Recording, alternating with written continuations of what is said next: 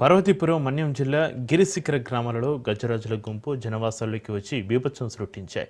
కురుపాం మండలం నెరుడు వలస, దురుబిలి, పెళ్లి వలస గ్రామాల్లోకి ఏనుగుల గుంపు ప్రవేశించి ఇళ్లపై దాడి చేసి నిలమట్టం చేశాయి.